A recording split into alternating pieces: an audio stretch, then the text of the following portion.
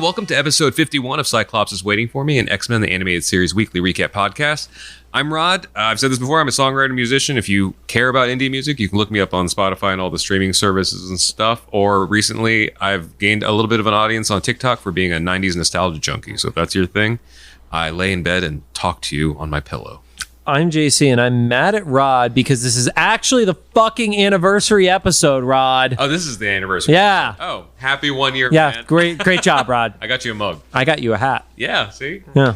Happy anniversary, fucker.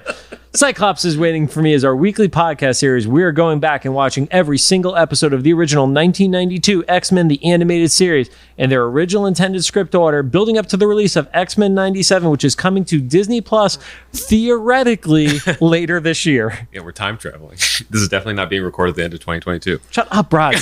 Stop pulling back the curtain. Don't ruin the wizard. Yeah. Some quick reminders. We're a recap show about a series that started now over 30 years ago. There will be spoilers. If you don't want to spoil it for you, pause the podcast, watch the episode, and come back. We'll do our best to avoid mentioning anything about future episodes we haven't covered yet. Also, why are you listening to a recap show if you haven't watched the show? That is kind of weird. I listen to all kinds of stuff that I think is boring. Should I subtweet? I was going to shout out a podcast, but I'm afraid that's going to get me in trouble because I have a feeling I know people involved with it. Yep. But it helps me go to sleep every night. Mm-hmm. Thank you, unnamed person. That's going to be a game in the comments trying to figure out which podcast that is. I would love it if we had comments. We're currently not sponsored or affiliated with Disney or Disney Plus in any way. We're currently on that mission.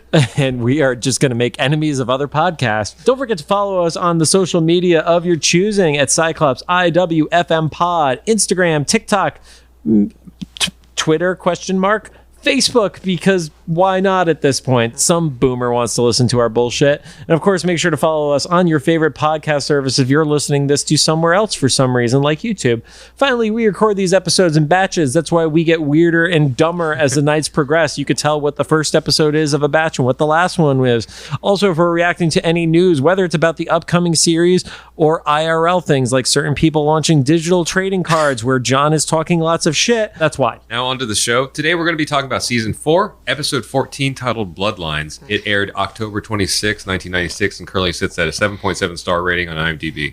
I know you mentioned before that Eric Lewald said that sometimes themes get repetitive. This is 4 episodes in a row. One is a two-parter, granted, but this is 4 episodes in a row that are about family trauma. Yeah, and also that there was a point in this series, I feel like, when you could read a title and be like, oh yeah, I think I know what that's about, even just from memory. And you're like, Bloodlines. There are literally a dozen things I could guess this might be about. Because there's so many like bloodline, like you said, like family trauma, but specifically like genetics and stuff. I think at this point they were just having fun titling shit. Right.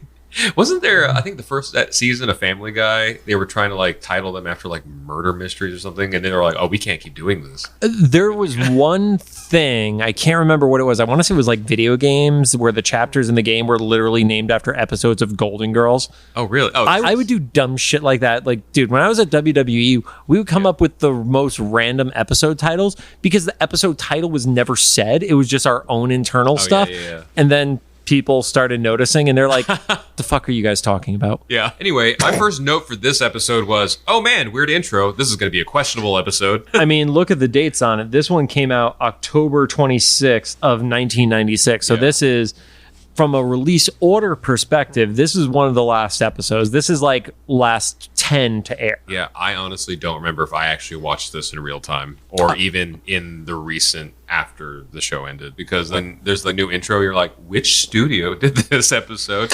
And the studio was the good studio. Yeah, I will say that it was still one of the latter episodes. Yeah, so I don't think I actually saw this when it actually aired. So they open up with UBC news. I'm not sure if that's significant or if we have seen that before, because once again, Goldfish. We've seen different iterations that are parodies of like NBC and CNN and stuff like that. So I don't think there was anything particularly significant about that. They very quickly jump into some really just IRL stuff of any time period in recent American history.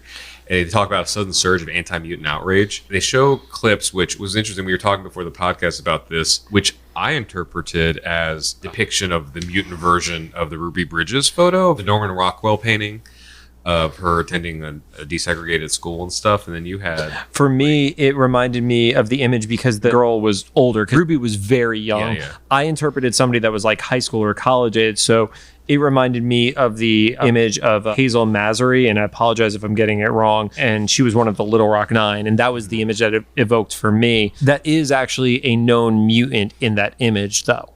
That is Blink. Oh, okay. Oh, Yeah. I do know Blink because of some TV show. Oh, really? There's a Fox TV show where gal that I can't remember her name, but she's good in a garbage show. And I'm trying to remember what it was. Okay. But Anyway. but that was Blink, who in the comics, Blink is most known for being one of the exiles. She came out of the Age of Apocalypse. Gotcha. Yeah. But that was the character, and it was somebody being escorted through an angry group of like bigots. Let's call it out as it is. Yeah. And we were actually commenting like it is both a testament to the show, but also sad for true history that we both pulled different images for the one reference. Yeah.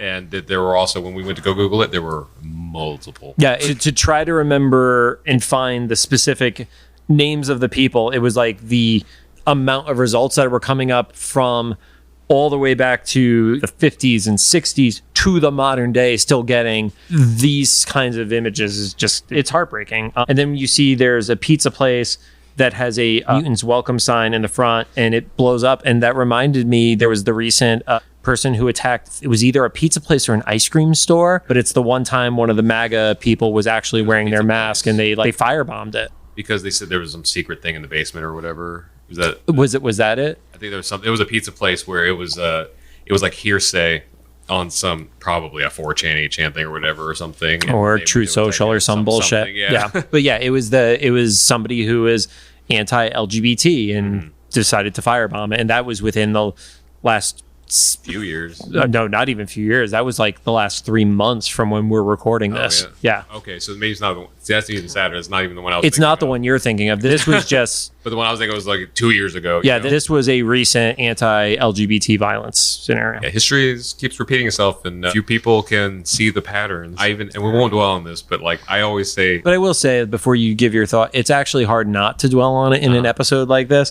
Because what we're going to talk about in a second with the Friends of Humanity, literally the fact that they are wearing hoods, it's even less of a veiled metaphor at that point.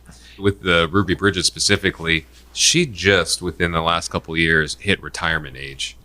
And she was I believe, and forgive me if I'm incorrect about the history, and anybody can correct me, but I believe she was the first black girl to attend like a desegregated school. And so those photos are usually portrayed in like black and white, but they were fully capable of doing color stuff. Yes. They might even be taken in color and things.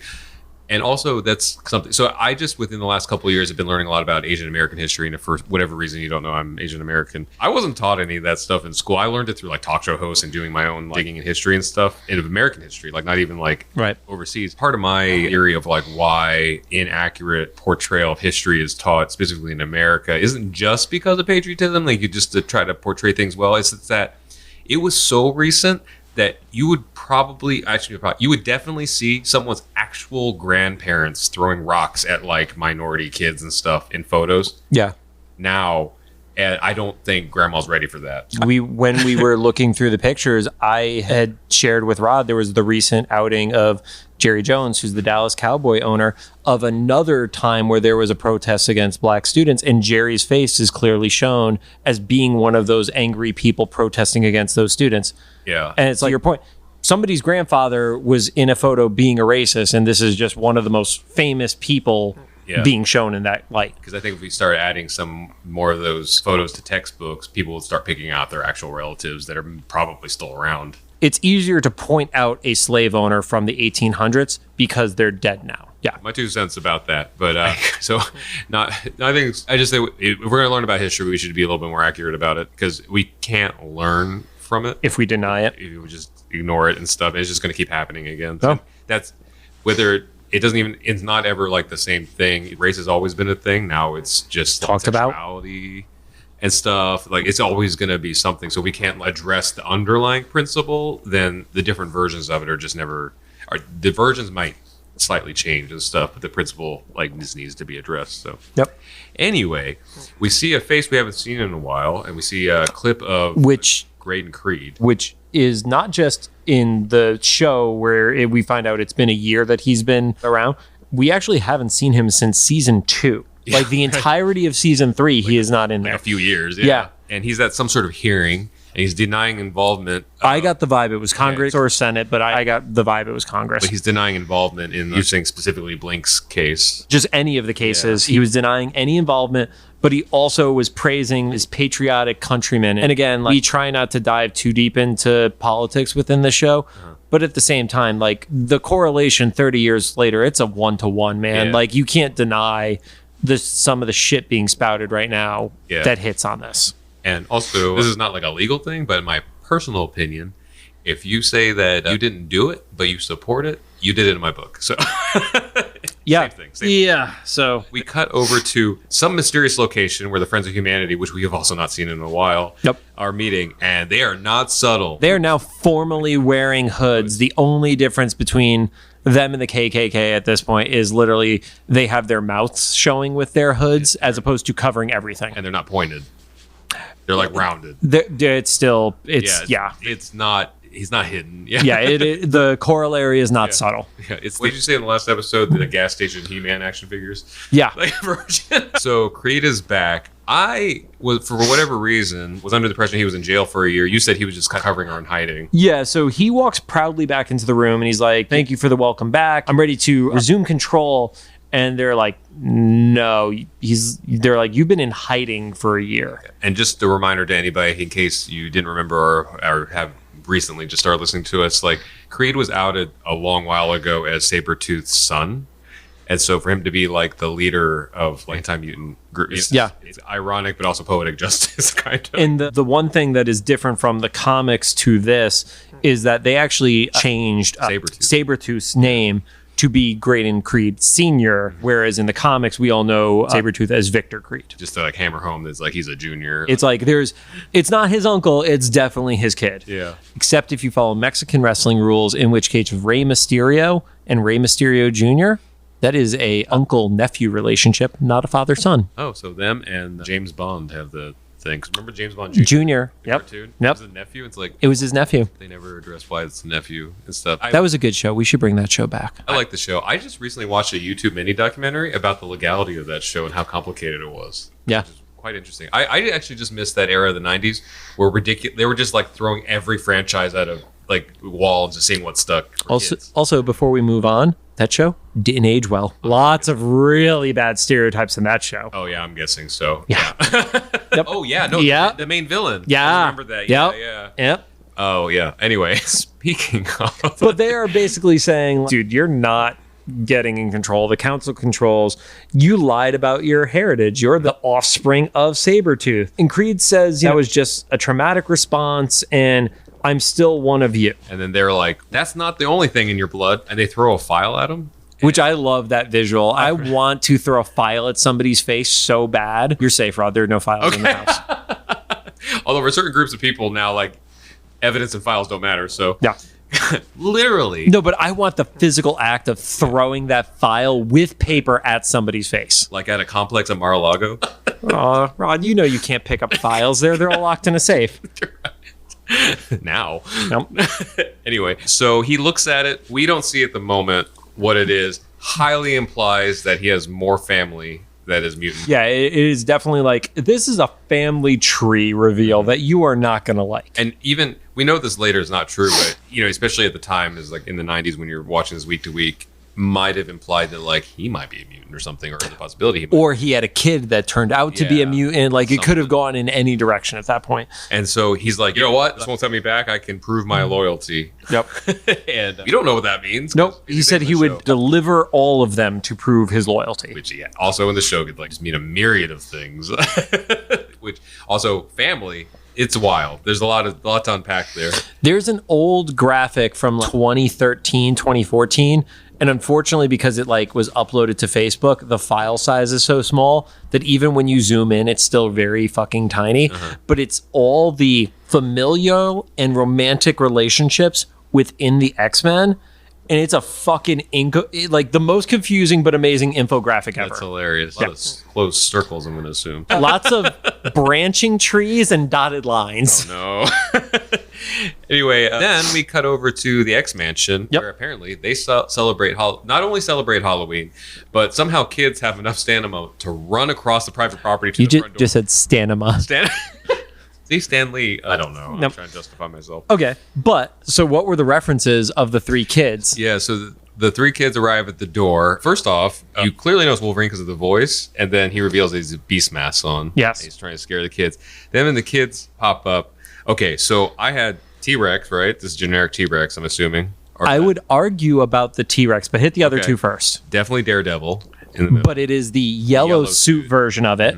And then is that Spider-Man? It's like dollar store Spider-Man. Okay, I was wondering Yeah. because it's like that's not a character I know. It's definitely not Venom. Yes. But it's just because the iconography. They also switch like spots of where the color scheme hits too. Yeah. Oh, you mentioned this is a factoid in the previous episode. They couldn't use Spider-Man, right? They could not use Spider-Man directly. Okay. So yeah. That's, so also that. So this reference, and then also, We're going to do that as probably a one-shot episode, I feel like, because we got time to fill before the fall. Okay, there you go. Yeah. And then the Nightcrawler episode with Mary Jane. Yep. That I guess they couldn't directly reference as Mary Jane, but they just put spider shit all over her stuff. Yeah. And then also there's a TikTok person who said that's not Mary Jane, that's Mary Jane. It's definitely Mary Jane. And maybe I'll just upload this clip to the TikTok so they see it. Just you yelling. Yeah. And then a previous episode where you just see like a Just do the remix where it's just you yelling. Yeah, It's Mary Jane.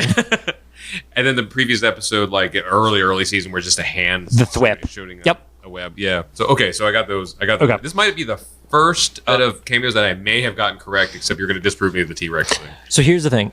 I can't disprove the T-Rex.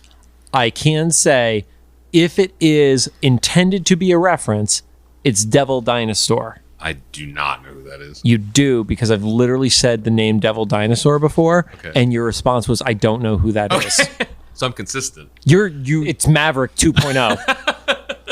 But that is not crystal clear that it's Devil Dinosaur, because it is just a red T-Rex. Okay. So it's really hard to prove that's the same thing, but it was a red T-Rex. Because I just chalked it up to we've said this a few times in this podcast, but this is in that chunk of time in the mid-90s where Jurassic Park just owned the fucking world. I would argue, like, barely comparative to, like, how big the MCU hit at the beginning. Just I mean, how big getting Jurassic close to Park. Lost World era at this point. Yeah. Like, everything was about dinosaurs because we had not seen dinosaurs like that since ever before that first Jurassic Park movie. Speaking of Maverick, though, I was randomly, like, looking through our analytics on YouTube, and something about Maverick, I want to say, but except for our card unboxing stuff, I want to say one of the Maverick reference shorts is either the highest viewed or one of the top 3 highest viewed shorts. I thought that was pretty funny. It's me yelling at you about Maverick. How is that the highest one? Hold on. So for those of you who are not addicted to it yet, I am playing a lot of Marvel Snap, and I'm showing Rod the Devil Dinosaur from Marvel Snap as reference. Okay. Yeah, I would not recognize that. Yeah, you're right, though, because it's just like a... It's a red T-Rex. Yeah. I guess the red part, maybe. Yeah. That's why I got the vibe it was Devil Dinosaur, just specifically because it's red. And how many times are you going to see a red T-Rex? It's funny, I mentioned that shorts statistic about Maverick, like as if I couldn't just look it up on a magic device in my hand right now. We have the power, Rod. Okay, let's see. Most viewed. Okay, so our most viewed is the unboxing and Dark Phoenix Saga. Okay, Which are Dice Masters. Dice Matt, sorry. Yep. Our most viewed short from an episode is Maverick. Isn't in X-Men from episode 23 Out of the Past. But the first two before that are the unboxing of the Dice Masters and then the Voice of Rogue Yeah. thing that you got at LA Comic Con. That makes sense. But yeah, the Maverick isn't an X-Men clip is our next highest viewed short. It's literally just you saying something that is incorrect and people watching being like, what the fuck is this guy talking about? See, I'm the clickbait. I'm the living. You are living clickbait. Thank you, Rod. Anyway, so X-Men. yeah, and Wolverine doesn't even get to give the kids candy because they're all freaked out by Beast's face for some reason. And then it switches angles to inside the mansion. And my note here is, oh right, Jubilee exists. I don't know when we saw her last. It's been a while. It's been a minute. She has not been in a batch of episodes in a row, no doubt. Wolverine is just kind of venting to Jubilee that he's frustrated. And I've definitely not seen this episode before this watch. Wolverine brings up something that, yeah, this is like one of those if mutants were in the real world kind of thing. He's like, I hated the kids dressed up as monsters and mutants. I'm like, yeah, like that. Fill in the blank with what you know, obviously, what would be like now. Yeah. That'd be weird. And then he's specifically upset that they get to just take it off the next day Yeah. after having fun with it. It's very appropriate. He said, tonight it's cute, but tomorrow they get to go back. Yeah. So is this, I don't know. It's interesting. I didn't know that they were like, I didn't see this as a kid, but there was a chance that I did. Yeah. That as a kid, I could have been being taught the principles of appropriation through a Saturday morning cartoon. That's interesting. Yes. Jubilee is maybe don't scare the hell out of the kids. Doorbell rings, she takes it, and then instead of it being a trick-or-treater, it's Nightcrawler. Yeah, which I forgot. Jubilee doesn't know who he is. No. She may have heard about it from Wolverine, but she has not met Nightcrawler, and we didn't have digital cameras. Yeah, and she freaks, obviously, at the beginning, because I think the only person she's seen that's even close is Beast. Yeah. But now add a tail. Again, the tail, eventually you do see it, but it's not super prevalent right at the beginning. He has glowing eyes. The glowing eyes are the freaky part. The glowing eyes and the three-fingered hands are definitely the... Wait a minute. That's a really good prosthesis, sir. So Wolverine's like, oh, yeah, this is Nightcrawler, and then lets him in. And we cut over to Nightcrawler talking to Wolverine, Rogue, and Jubilee. Yep. That's all that was there. Yeah, and apparently everybody else has taken the night off. They did have that as a throwaway line, which I do appreciate. That was kind of like when Rogue and Gambit took a vacation, and that was their reason for not being around. It's like everybody took the night off, and it's like, okay, Gambit definitely went to some like S&M club in New York City. Right. And maybe Jean and Cyclops are finally getting their fucking honeymoon. Nope. Did they get married finally? Nope, still not married. And Nightcrawler is explaining, this is very consistent for this character, so I'm glad that they pay attention to this. He's asking for help because he's explaining that he got a letter, like a ransom letter basically, from someone, a letter that's in his birth mother's handwriting. Yes, because he had the note from when he was dropped in the basket apparently as a child. River or something. Moses. Yeah. And, Moses all the way, brother. He's asking the X-Men for help because he's like, I'm a fucking monk. You're the X-Men. Just to be clear, he does not say I'm a fucking monk. That's a different kind of monk, sir. He's a celibate monk. And Yep. He's an abstinent monk. And they don't even have wine. Right. They're not even the fun monks. Yeah.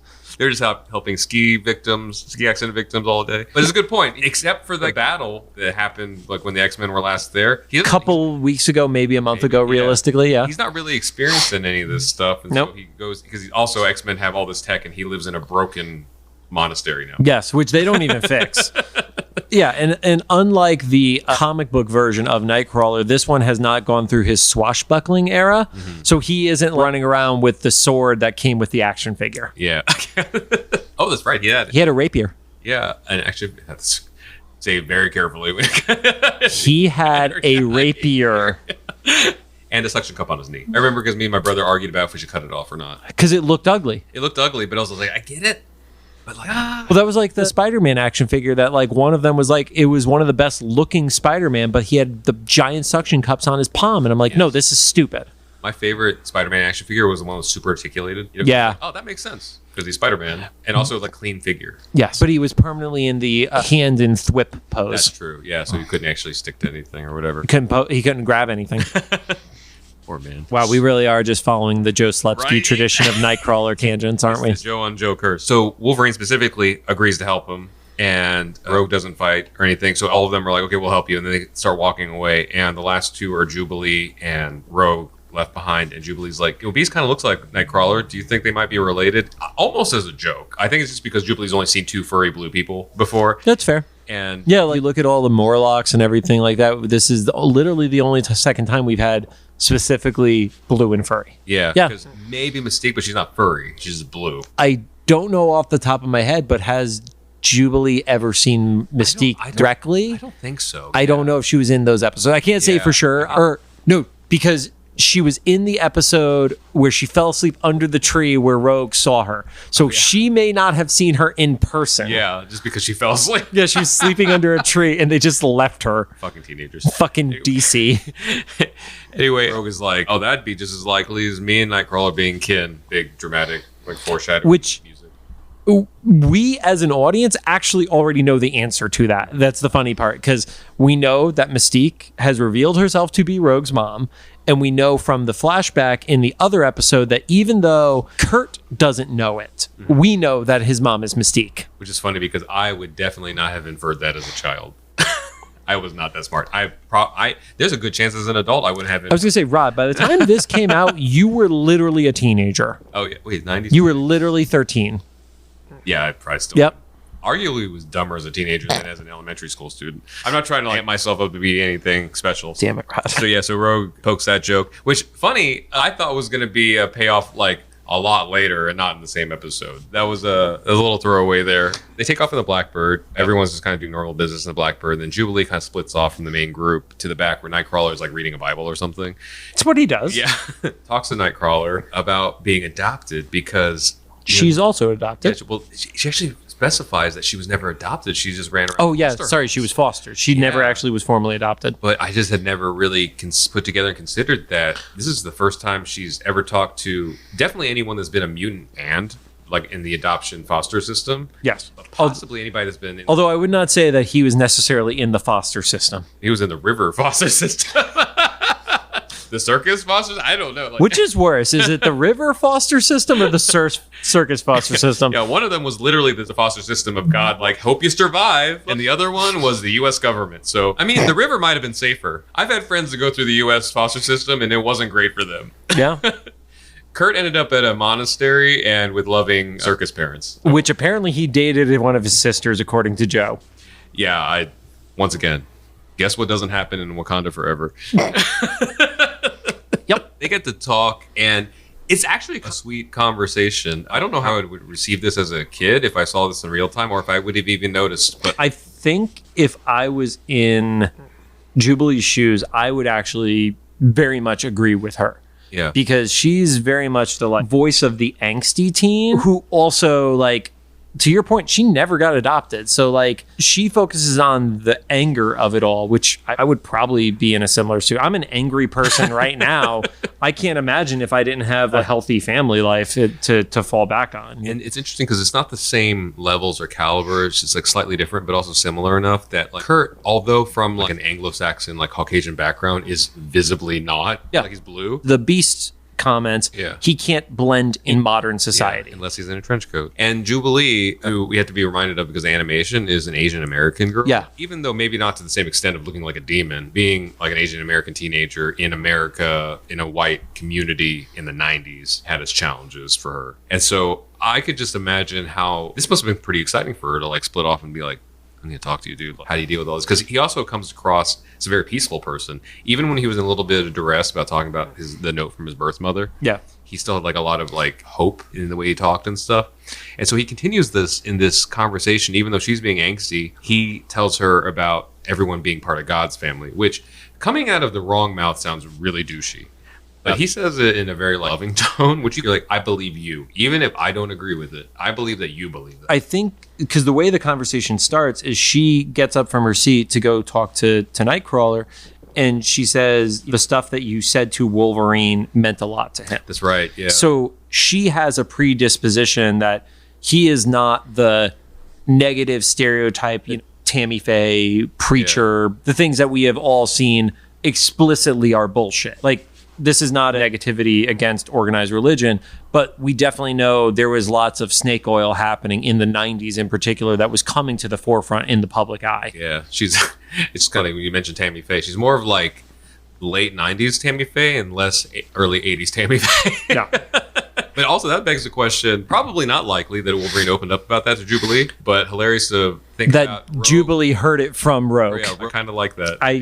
I think that is the most likely, because while we've seen there's definitely like some sort of relationship between Jubilee and Wolverine, it's not as close as in the comics where you see their existing relationship or the relationship that Wolverine has with Kitty Pryde. It's been touched on, but never been explored to the extent that Kitty was almost like a little sister to him. And in the times we've seen her tag along with him, it's like he had inherited a stray cat. Yeah, like the long shot episode. Yeah. Where he's just like, I don't want to see you get hurt, but please fucking leave me alone. Which is me with all children. There you go. I won't. And you have a little sister who's thousands of miles away. So ideal situation. Yeah, I get to be the cool brother who just clicks add to cart. Say, I found this shirt that I want to buy for myself. It just says punk across the front. It's like professional uncle, no kids. Nice. Because the same thing. My whole family, we agree that like the kids go first in our family. And so like my niece is the only like grandchild. And she gets her first preference. And then we split up like budgets. Yeah. Because the adults, whatever. The shipping alone for my niece's Christmas present was $120, and it took up the whole front seat of my car. You know, worth it. She's 8. She deserves better than me. My brother did. But I'm the same way. I can add to cart or drop it off the post office. No, you add to cart. Don't do the post office. That's why it costs you $120 to ship the fucking thing. This is a weird situation. I hate calling. I'm not an influencer. This is a weird situation. The fact that we're talking about family Christmas gifts after Christmas, this airs on an X-Men podcast. Yeah, that's right. Yeah. We're past weird conversation at this point. Just go. Anyway, I don't consider myself an influencer because if anything, I have like a small audience than like I would think would be valuable to like a brand or something. However, he has a Patreon. He's full of shit. That's true too. But I'm definitely in the space, right? And so fair. I have access to things that I don't want to make it sound nefarious. It's just toys and stuff, but I have access to stuff that like it's easier for me to get through those channels than to try to like go off Amazon or something. Yeah. And so like, I'm in a privileged situation of some sorts where like my niece, I can be on literally what happened. I'm on FaceTime with her at Thanksgiving. What are you into this year? And she tells me, and I make a list of whatever contacts I have. Then I still pay for stuff when I can. But like, so it's like, we can be more selective with things, and so I just like kind of put them together and stuff. I'm the uncle that's like giving toys and like cotton candy, and then just dropping her off at my brother's place. Yeah. Anyway, X-Men. Oh yeah, so they're still talking about being in the foster care system or being adopted, and she asks him if he's mad about feeling abandoned or being abandoned because no matter how you cut it, we were abandoned, and which is fair. Yeah, and he says that he prays to God for the strength to forgive, which is a nice distinction because he doesn't say that he forgives or he naturally forgives. He doesn't even say that he's not mad. Yeah. He's just like, yep, we're going to let go and let God on that one. Fair. I don't know. It's a very thought out answer. And it sounds sincere because I've definitely growing up in the church and stuff have felt getting canned answers sometimes from church leaders and things. And yeah. I feel like even as a kid, you can tell like when it's like real and not stuff. And he definitely had a very genuine tone. To me, as somebody who hasn't practiced literally since being confirmed as a teenager, which I know is a really weird statement to say out loud, it feels like the difference between understanding and responding. Yeah. And I think for the most part, like to what you're saying with the canned answers is like people just will say stuff because they feel like that's what they're supposed to say. Yeah. Whereas you do feel like Kurt and his brothers in this monastery actually study the scriptures and care about their responses enough to discuss it and dive deeper into it. Yeah. The perception is in the modern day that most people are doing. Most people are just, to your point, giving a canned answer. Anyway, the Blackbird lands and they're at the dam. They're at a dam. A dam, yeah. You said the dam like we knew what this particular dam was. The dam. They give the dam. No. Sir, it's a Nightcrawler episode, so it's literally the goddamn. Oh, there we go. Yeah. Or the darn. I was going with the Beavis and Butthead joke. Anybody have any questions? Is this a goddamn? And everybody just awkwardly stares. Oh, yeah. Remember the 90s when they're like, oh, any time we can say bitch or damn. That's still to this day. Right? And so Wolverine's like scoping out this stuff, and he's like, something's fishy here. He says he smells a rat is his particular language. And because it's Wolverine, I didn't know if that was literal. Yeah. He's like, oh, there's a lot of rats here. But I guess because of who we find out it is, he might actually specifically recognize some people, even just vaguely. Yeah. I mean, that's why, especially knowing the setup of the episode, like, does he smell Mystique? Does he smell Creed? Does he just smell Friends of Humanity? Or is it a metaphor? Yeah. Didn't know which one it was, actually. None of them bathe. That's the thing. They definitely don't bathe. Bigots and villains don't bathe. Mystique definitely bathes. Yeah. She is so fucking prim and proper, dude. Right. Or does she need to? Unless she doesn't need to. Yeah. I feel like she still would just to relax. Yeah, that's true. Literally, we talk about it later in this episode. God damn, we're on page 1 of the notes still. She likes the finer things in life. She's definitely a bubble bath person. That's true. I could see that. Yeah. Also, historically, bigots don't bathe, right? Because was it the colonizers came and took over like the Mayans and stuff? The Mayans like were burning incense because the Spanish smelled bad, but the Spanish thought that they were being treated like gods, which is the best part of poetic justice. I never knew that, but that God, the arrogance is absurd. Bigots don't bathe. Anyway, So he says they're going to go with them, and Nightcrawler's he starts getting cold feet. Yeah, he's like, I can't do this. There's too much here. And I love Wolverine. He's like, all right, what's the problem? Don't have enough faith? He actually tells him, he goes, have a little faith. Oh, that's right. Yeah. Yeah. Have a little faith. Yeah. And I love that because even a good guy needs his balls chopped sometimes. I don't know why I said it that way, but you know what I mean. That is a very different practice within certain groups. Yeah. He's a monk. He's not a eunuch. Anyway. Keep going, for the love of God. Keep going. So they cut to, I guess, just some like regular door at the dam. And Jubilee knocks and says trick or treat because it's still Halloween. Yep. The same day. Yep. Because it's the daylight. Oh, yeah. It's definitely got to be the next day. The next day. So this is November 1st. Anyway, this might be one of the first times we actually have a specific date. Well, aside from a very Morlock Christmas. But that's true, yeah. We haven't gotten to it. Yeah, which we didn't time that out or do. We didn't do it out of order. I think it's going to happen around Valentine's Day, right? Yeah, probably. That's hilarious. Anyway, and one of the Friends of Humanity answers. I don't know. This episode's going to have Joe Slepsky territory on it, so who knows? It might happen in the middle of fucking June. So the Friends of Humanity answer. Trick or treat fail. Yeah, and Marie's like, Friends of Humanity, and takes him out. Nightcrawler takes him out. Oh, Nightcrawler, okay. Because Nightcrawler pops up behind him. That's true. And then that's actually the most violence we've seen out of Nightcrawler, is like he legit punches this dude. Yeah, you smell bad. I don't know why I put this just now, but Wolverine, whenever he refers to Nightcrawler's mom, he says mum, and I don't think he's done that in the other episodes. So I don't know if that was just weird captioning at the time, and my head was filling in mum when he was saying that. May have been captioning, because as somebody who doesn't watch it with captions, aside from we have like the hard, heavy accent episodes, yeah, I only heard mom or mother. I didn't hear mom. It could just be the actor with the Canadian accent. I don't know. One of those like blue white dress things where it's like, oh man, the whatever you influenced me on is like kind of what I'm hearing right now, you know? It's like, yeah, anyway, so I was like, oh, this is weird. So they split up. Yep. So Wolverine and Jubilee go in a direction where they find a room full of weapons, which is really sus, and they also never return to. Yeah, it literally says blasters and munitions on the sides of them. Yeah. Surprisingly not lasers, because that's all they exist in this universe. Blasters are lasers. I guess so. Oh, that's true. Okay. Yeah. I guess the missiles are also lasers. And then Rogue and Nightcrawler. Those are the munitions, Rod. There you go. Rogue and Nightcrawler are going through a hallway looking for Nightcrawler's mom. Interesting little detail, which I don't know if was an error or a Freudian slip on Wolverine's part.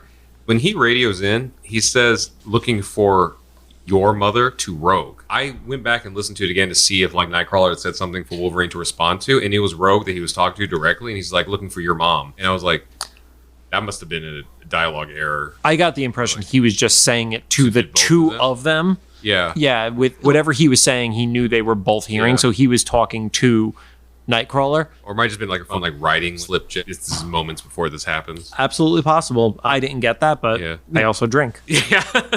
And so like literally seconds later, Rogue and Nightcrawler hear a voice down the hallway. Nightcrawler goes to open the door and Rogue recognizes the voice.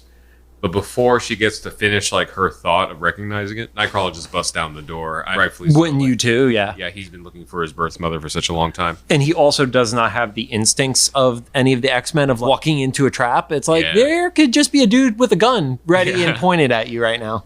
And it's immediately Mystique walking out of the shadows. Which I appreciated that they didn't try to hide it. Yeah, he immediately starts talking. It's almost like how some of like the stuff in the previous episode with like the reveals of Magneto as the father and who the parents are of like, oh, Quicksilver, Wanda, your mom wasn't, or your dad wasn't actually your dad. And it's like, okay, good. Don't talk down to us with like, it almost feels like a shitty version of an M. Night Shyamalan reveal if you try to make that last for like 25 minutes, you know. Or they could have kicked the door down. It was Jerry Springer with paternity tests. Maury was more the paternity test guy. Okay. Yeah. I wasn't very good at the trash show. No, Jerry like occasionally would have it, but Maury was definitely paternity test dude.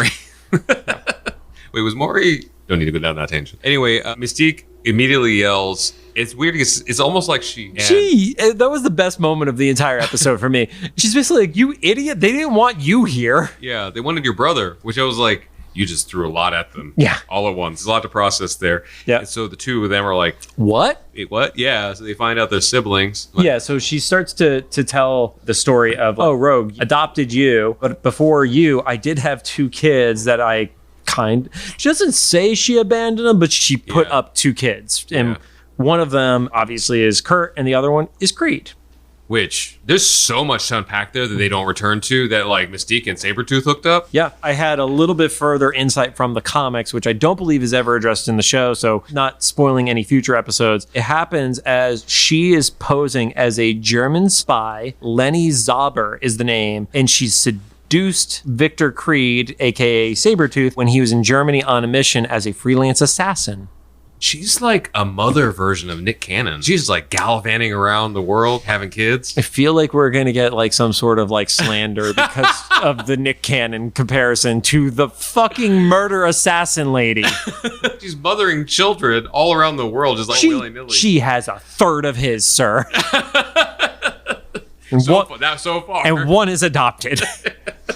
So far. Anyway. Creed, not a big fan of that because he's in the room above them in like a control room and just like, wait, brother? He's like, do not call me your brother. And they don't address the situation, so I have to paint this picture of what you see here. They're like a danger room situation where they're in a lower level that's in some sort of dark, like, metal room or whatever. It's a dam. Is that how a dam works? No. Oh, yeah, because, like, Creed is up in, like, a control room that's, like... That also has a poison gas thing? Yeah. Where it was, like, something about, like... Was it, like, a room to purify water or something like that? Like, oh, that's right. There was something where that's what the gas was supposed to do, but I did not know that science. So that means it's, like, chlorine or something? I don't know. All I know is there was a gas that was knocking all them out. Yeah. And it was in a room that definitely was not... If you have a room that does that, it should be, like, in, like, a vat or something. Or a pressure chamber, because you wouldn't want a door that could just open. Right, yeah, they could just be kicked out. I was like, I don't know, that was like a regular door, basically. Yeah, it's true. See, in my head, I was like, oh, this is like a Friends of Humanity headquarters that's built within a facade of a dam.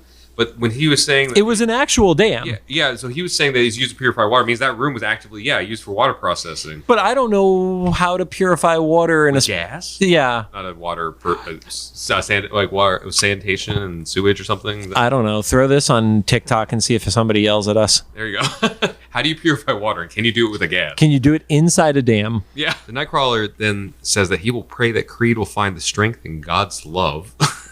Which he would not want to hear that. What a thing to say when you found out 15 seconds earlier that you had a brother who was trying to murder you. He didn't know the murder was happening just yet. He actually, of anybody, I think the one who can successfully plead ignorance and it makes sense is Nightcrawler, that he doesn't know Creed is a racist piece of shit. Yeah. He's a screaming lunatic, but like he doesn't even really know, like he doesn't know that Creed is one of the founders or the founder of the Friends of Humanity. Yeah. That's kind of sad, actually. It's more sad. Wow, that's another nice little like soap opera dynamic. Two brothers that are like literal opposites. The most opposite. Yeah. Physically, spiritually, like yeah. One has principles. Yeah.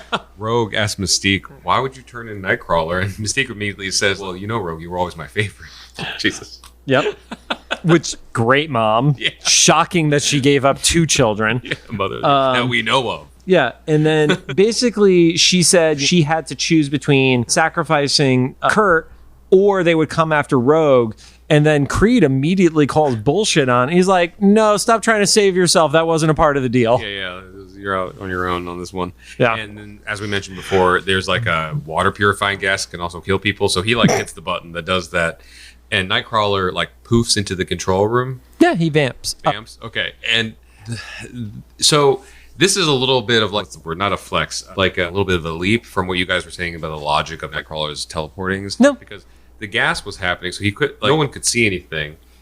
It wasn't heavy enough that it wasn't. I think if you're in a room, there is a lit up control room. It was enough for him to be able to see because he didn't do it as one instant jump. He did like 1 or 2 to get up there. Okay. So I think that was within the realm of the power set because he could also see what he was teleporting into in the next room. So he gets in there. It's like, so about that. And Creed is yelling at him while they're fighting. And I put in here. Like, so at this point, Creed's family, he is the minority in it. He's the only like Homo sapien that we know of. They haven't revealed powers or anything. I don't know if they ever do. But at this point, everyone else in his family that he knows of is a mutant. And Dad is Sabretooth. Mom is Mystique. Half brother is Nightcrawler. Adopted sister is Rogue. Yeah, and he's still just like hating on everybody. It's just a weird energy of like, how far are you going to take this logic? So anyway, to a little bit further explanation on the character in the comics, part of what takes him down the route towards founding the Friends of Humanity is his disdain for his family. So for him, it's just proving that he's doing the wrong thing. Obviously wrong and convoluted and fucked up in every way, but it's the more he's having it like shoved down his throat. In the show, he only knows at least about Graydon Sr. Yeah. He may or may not know about Mystique, but he definitely didn't know about Nightcrawler. Yeah. So that, I think, was the reveal in the folder that gets thrown at him, is it's not only are both your parents, which you lied about one of them to us, and then you lied a second time. Here's the thing you don't even know about. Yeah, it was your brother. Yeah. And then who knows if Rogue was even in that file. I doubt Rogue was in the file, to be honest. But to me, especially because the mutant stuff has so much to do with genetics, maybe he doesn't turn out to be a mutant, but like even just like thinking that there's a high probability that, you know, that you're in that pool too. Every single other person in your family is a mutant. Like at that point, even if in the end that he never is, if I were his like shoes at that point, I'd be like, am I also? Yeah, because they have sort of alluded to it in the show itself when Jean and Scott were talking about having kids, the fact that if they had kids would likely be a mutant. Yeah. So it's kind of like one of those like, dominant recessive things of like, if you have two, it's more likely to happen. Yeah. And she's already said that like he's just lucky not to be blue, let alone like, we don't even know the mutant part. I don't know. There's a lot. There's a lot of things that are implied there. Lots of unpacking. And see, Wolverine and Jubilee get there just in time to stop the gas, and Mystique gets away. We don't see exactly what happens, but they cut away to like a hallway, and the Friends of Humanity, like soldiers or guards or whatever, are running through the hallway, and there's like one guy that's like down, and it's like it's generic thug dude. Yeah. But also kind of unexplained because we haven't seen the X-Men like take anybody out. We literally only saw the dude at the door, and it's not the same guy who was at the door. Yeah. And then after the Friends of Humanity run off, we see that, oh, that was Mystique. That was like hiding. So good hiding job. And they run out the hallway too. And Wolverine has Rogue, what I call, make an X-Man door, which is punch a hole in the wall. And they all run out. And Nightcrawler turns around and goes back for Mystique, despite everyone else being like, don't go back for that crazy woman. And I wrote down 25 wants to know truth. I think so. That was the indication of Kurt's age. Oh. Was that I think there was something where it's like, I've been waiting 25 years to find out the truth or something. Okay. And I could be writing stuff down wrong because I tend to do that when I'm taking notes, but I think that was the indication of it. But at the same time, Creed has run to one of the helicopters too. Yep. And Mystique is running away, presumably like on the top of the dam or something, like in like a corridor. It is the top of the dam. That's not presumed. Okay. And Nightcrawler intercepts. Yep, he bamps up there. Yeah, freaks her out, which fair, because that's looks super frightening. Just to see like a cloud of sulfur and then a person. Yeah. And she tells him the story. So he's like, why, basically. Which I get needing closure. Maybe a better time Yeah, to go through. bad timing. Yeah, Not the safest timing. Yeah. So she runs through like that she's lived many lives. I thought it was an odd, maybe like a 90s decision to specify that she was always women. I think that probably just came down to where anything related to LGBT could be seen, because she's presented as having male partners. Yeah. So they are definitely focused on keeping it. Yeah, that's why I mean it's like Yeah, 90s. 30 years ago. Yeah. Yeah. It makes sense. Because she has literally 15 seconds before this was a man in a hallway. So she specifies that she's been many women in her life. Yep. And some rich, some poor, and she's preferred rich. She was married to the Count of Austria. Austrian. Yep. Who she says wasn't handsome but was rich. If they were trying to animate him to be ugly, I didn't get that. He was just a dude. He was just kind of frumpy. Yeah. I don't know. Like maybe he was. I guess maybe in the X-Men world he wasn't, because all the X-Men are like really just cut no matter who they are. Magneto in his 60s or early 70s. He's like visible pec muscle. Yeah, he's like just fucking shredded. So I guess maybe by X-Men world standards, yeah, like, oh yeah, he's the unattractive one. Yeah. So she married him for his money and said she had a really good life. She obviously got knocked up. Yeah. Yep. And was outed when she had a blue baby, which would probably do it. It wasn't even that her kid being a mutant, but it also revealed that she was a mutant, and that was her secret. That was what she was more mad about. Yeah. So I guess that everybody just inferred that because she had a kid that was a mutant that she was, or did she like turn because she was in labor? Based on the stuff that was shown, they inferred it, because it didn't look like it ever showed her turning back from the two different times we've seen the Nightcrawler births. Birthings. And so she was upset that she had to start over again, and assumes that he hates her for abandoning him. And then he just kind of says, I'm just sad for you, which fair. Yeah. Because that's he's the kid. Yeah. He's hearing like a grown woman who's his mother say she's basically been hopping gold digging situations, and she was willing to abandon a whole ass human being for like money. When he says that he's sad, I think it's like that extra twist of the knife for her, because she's like, I'm even a freak within my own people, like even as a mutant. Because she says she needs to steal parts of other people's lives to survive. Yeah. And it's like, oh, that's so shitty. Yeah. She'd rather be hated than pitied. Yeah. It's easier because if you're hated, you could hate somebody back. But if they pity you, like, what are you supposed to do back to that? It's almost like you're weak. Yeah. And Mystique says that she didn't want him, and says a bunch of other things that she's clearly just trying to get him to be angry and say something out of turn. Right. But once again, the child in the situation says that he'll just have to ask for God's grace, which once again, he doesn't specify that he's not mad at her. He just says that he's going to ask God for wisdom to be able to forgive. Or whatever. So then back at the fight, Rogue and Wolverine are taking out the Friends of Humanity, the helicopter thing. Rogue, of course, is just taking down whatever flying objects there are. Yeah, they have a scenario where it's the one helicopter is like tracking on Rogue. She flies in front of the other helicopter, so they end up shooting each other out. And then in classic G.I. Joe fashion, you see the helicopter start to go down, and the two people have parachutes. Just want to point out, you jump at that height, that parachute ain't deploying quick enough. There's a couple parachute things are going to happen here that I have questions about. Creed gets away in the helicopter. Back with Nightcrawler and Mystique, they're still hashing out their whole thing. And it's what they do. Mystique was like, how could anybody forgive me or whatever? And they're just going back and forth about the whole faith and the family and all this stuff. And Nightcrawler says that God wants everyone to be healed, which once again, coming out of the wrong mouth and the wrong tone, sounds super douchey, but he sounds like he actually means it. Creed interrupts this moment by shooting Mystique. She's in the middle of saying that she doesn't deserve, and you feel like she's going to say your forgiveness, but as she falls over the dam because she fucking got shot. She got shot, to be fair, she got shot in the arm from Creed, who was on his own helicopter, just to be clear. But yeah, she takes the wound to the arm, and then she does the fugitive fall. Yeah. And says prayers. Yeah. So I think that's kind of left to interpretation. So it's like forgiveness is one thing, but like your prayers is like coming from someone who's sincere like that. Yeah. Is almost more, because it's like, not only do I forgive you, it's like her son wanted better things. There's a lot that because I think nowadays we think of like thoughts and prayers as chimeric, especially with how many horrible things happen in the world every day and stuff.